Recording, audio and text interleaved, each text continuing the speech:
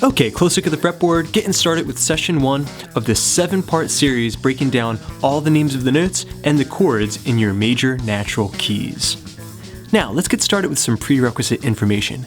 How do we find the names of the notes in a given key? Well, we use our major scale. Simply start from any note inside the musical alphabet and travel whole, whole, half, whole, whole, whole, half. Talking about whole steps, which are 2 frets distance, and half steps, which are 1 frets distance. So if we apply that to the key of A, starting on our open A string, go a whole step up, we have B. Another whole step gives you C sharp, and a half step gives you D. Another whole step to E, a whole step to F sharp, a whole step to G sharp, and a half step brings you back to the root, also known as the tonic, A. Okay, so now we have all the names of the notes in the key of A. A, B, C sharp, D, E, F sharp, G sharp, and A. Now let's play it on multiple strings. Middle finger, 5th fret, low E string. Pinky goes up a whole step. Now we have A and B, the first 2 notes of that A major scale. The index finger to the A string, that's a C sharp note. So that was a whole step.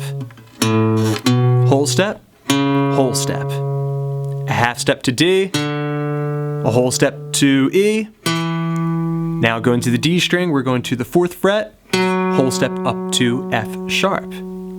A, B, C sharp, D, E, F sharp. A whole step to G sharp, and a half step back to the tonic, A.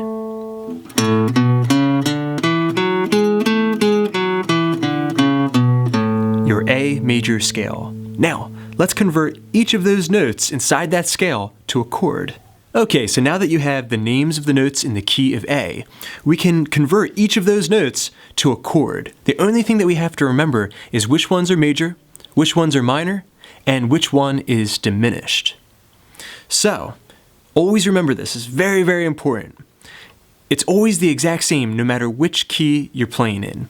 The first note becomes a major chord, then we're going to have minor, minor, major for the 4th note, major for the 5th note, minor for the 6th note, diminished for the 7, and major bringing you back home to A. So, major, minor, minor, major, major, minor, diminished, and then back home to the 1 chord A. Okay, so applying that order of chord types to the major key, we have the A major chord. That's the 1 chord in the key of A. Makes sense, right? Going up a whole step to B, we're gonna have B minor bar chord. Okay, bar in the 2nd fret, 4th fret D, 4th fret G, and the 3rd fret of the B string. All of those notes inside that B minor chord are also found inside the scale. That's why it goes in the key. So, A to B. Bring that up a whole step for C sharp minor, the 3 chord in the key of A. Okay, then we're going to go to a garden variety, open position D major chord for the 4 chord. Next, we're going to have E major. We can just play the open position chord, followed by F sharp minor, bar in the 2nd fret. Then we're setting up the minor shape, 4 and 4 on the A and the D strings. Okay, then it's time for the 7th chord in the key of A, G sharp diminished. The 7th chord is always diminished. So here we go, we're gonna play it like this time. Very tense chord.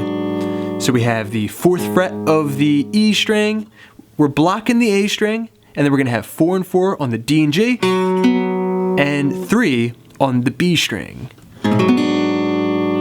If I look and see which notes I'm playing, I've got G sharp, that's in the scale. I've got F sharp, that's inside the scale. On the G string, I've got B, that's also in the scale. And then I have the 3rd fret of the B string, that's a D note, which is obviously also inside the scale. Okay, so that's what makes these chords go together. And then finally, you can go back to A major to resolve. Okay, let's play all of those chords together. Then you can enjoy your work of practicing those chord shapes and try writing a couple of songs using them, different combinations of them. So we have A, B minor, C sharp minor, D major, E major, F sharp minor, G sharp diminished, A major. Okay, excellent work everybody. Now we know the names of the notes in the key of A. Whenever we see those notes and those chords together, we'll start to suspect that the tune that we're working on is in the key of A. And it'll also tell you now, when you're writing a song and you have chords like A major and D major, that you'll be able to throw in chords like C sharp minor or E major. So practice, practice, practice those chord shapes. Make sure you can move fluently between each of them.